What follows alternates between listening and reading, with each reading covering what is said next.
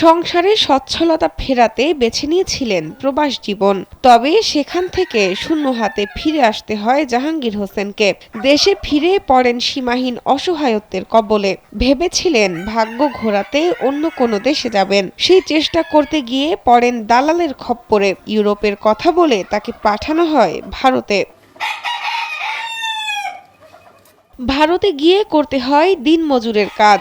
সেখানেই তার পরিচয় হয় মুরগি পালনের সাথে। কিছুদিন মুরগি পালনের কাজ করেন তিনি। যখন বুঝতে পারেন দেশে ফিরে নিজেই কাজটি করতে পারবেন, তখন 2 জোড়া মুরগি নিয়ে ফিরে আসেন দেশে। শুরু করেন মুরগি পালন। নিজের বসত বাড়ির আঙিনায় কয়েকটি টিনের ঘরে ছোট ছোট খোপ করে বিদেশি জাতের শৌখিন মুরগি পালন শুরু করেন জাহাঙ্গীর।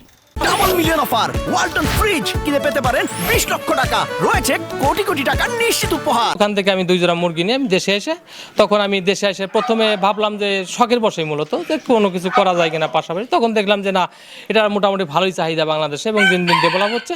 পরে এক সময় অন্যান্য পেশা যা ছিল সব বাদ দিয়ে আমি এটার প্রতি মনোযোগ হয়েছি এবং আজকে আমি এই পর্যন্ত পৌঁছাতে পারছি।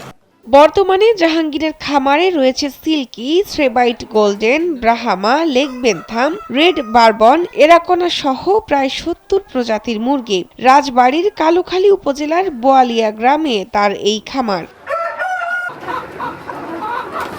বিদেশি মুরগি পালন করে সফলতা পাওয়ার পর জাহাঙ্গীর শুরু করেন ময়ূর পালন। চলতি বছর ঢাকা থেকে 10টি ময়ূর কেনেন জাহাঙ্গীর। তার খামারের এসব ময়ূর মুরগি দেখতে এখন প্রতিদিনই ভিড় করেন বিভিন্ন বয়সের মানুষ। বর্তমানে খামারে প্রায় 300 মুরগি রয়েছে, যার আনুমানিক বাজার মূল্য প্রায় 40 লাখ টাকা। রাজবাড়ীর কালুখালী উপজেলার প্রাণী সম্পদ কর্মকর্তা মোহাম্মদ রফিকুল ইসলাম রতন জানান, এই উপজেলায় এমন ভিন্নধর্মী খামার প্রথম করা হয়েছে।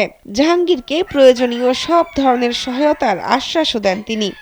আমরা চেষ্টা করব আমাদের সার্বিক সহযোগিতা এবং পরামর্শ দিয়ে সেটিকে কিভাবে বিস্তৃত করা যায় এবং যে চ্যালেঞ্জগুলো আছে আমরা সেই চ্যালেঞ্জগুলো অ্যাড্রেস করার চেষ্টা করব এবং ওনার পক্ষ থেকে যখন যা সহযোগিতা লাগবে, পাখি লালন পালন থেকে শুরু করে স্বাস্থ্য পরামর্শ থেকে শুরু করে সেটি আমরা দেওয়ার চেষ্টা করব।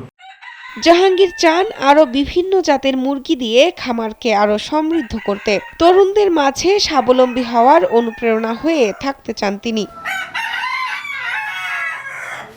শাহনাজ পারভীন, কালবেলা।